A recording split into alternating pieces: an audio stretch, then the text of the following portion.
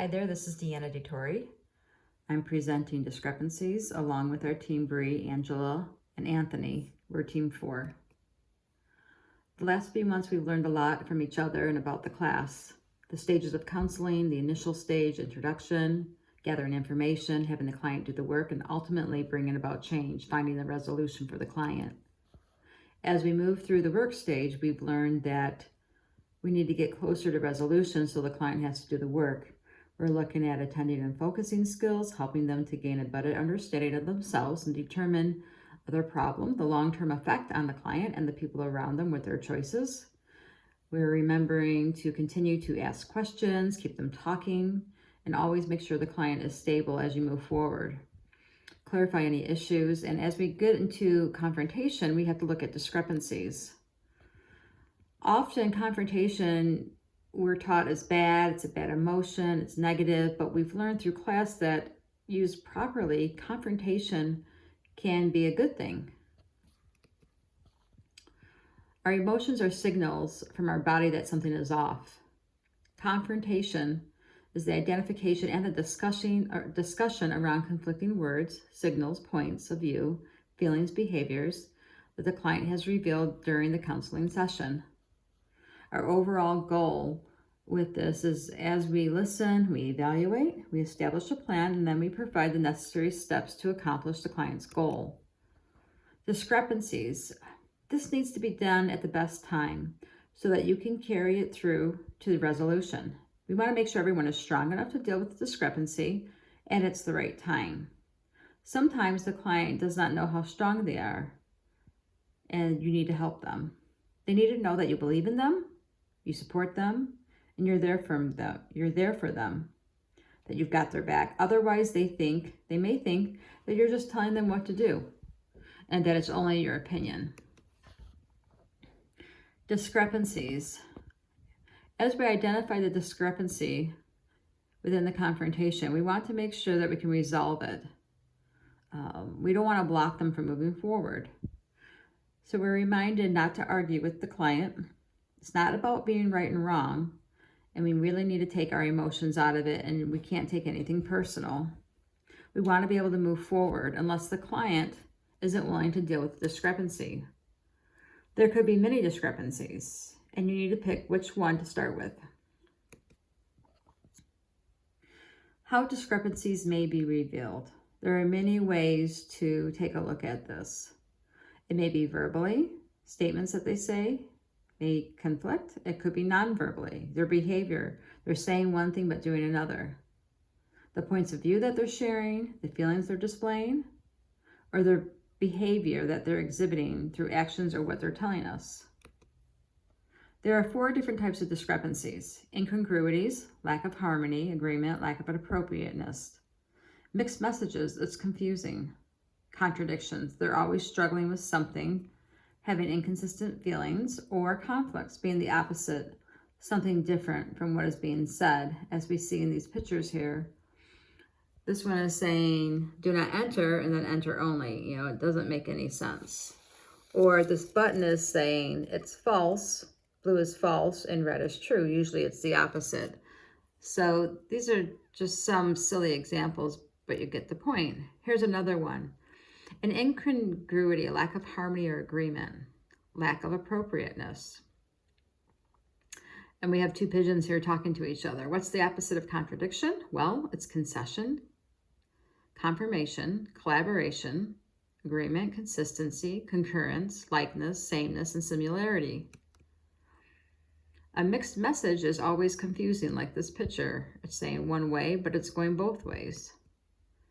A contradiction, they might be struggling with something and they're having inconsistent feelings. Here's a little cartoon. This guy is saying, I didn't do it, I never threw it, you can't prove I threw it. And then later on he's saying, besides, I missed. So, it's like, wait a minute, you said you didn't do it. Now you're telling me you missed. So, contradiction. Or a conflict, being the opposite of very different than something they said. This is some graffiti on the wall. I've never been here. But somebody wrote on the wall. Here are some steps for dealing with discrepancies. We're going to first identify the discrepancy, anticipate resistance, and deal with it when it comes. This includes dealing with the emotions and stabilizing them, resolve the resistance. 3, you're going to listen.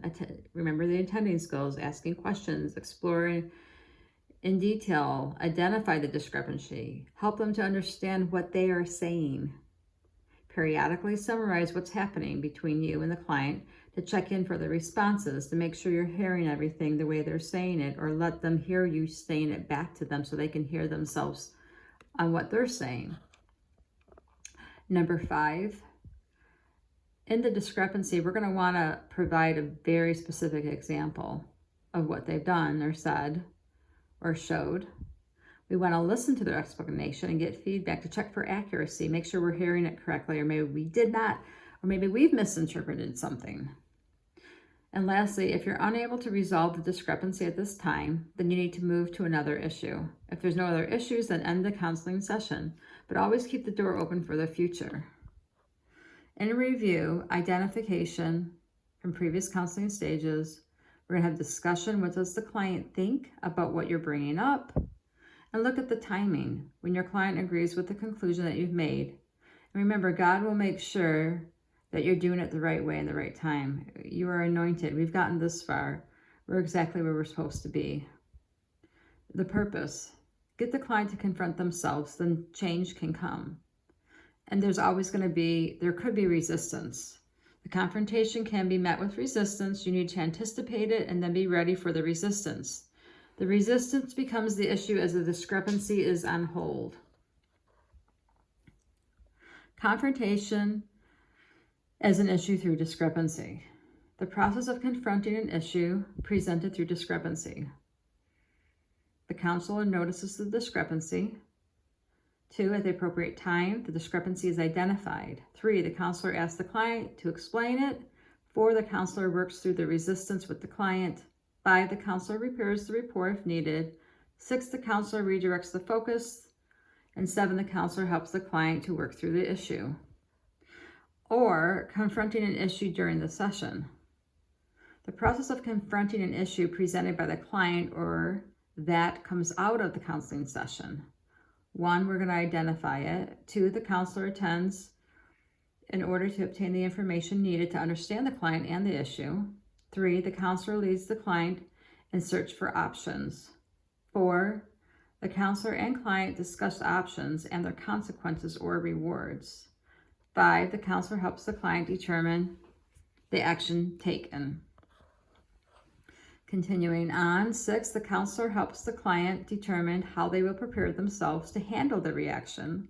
This may include resistance from others or change will come as a result. They need to be prepared for that.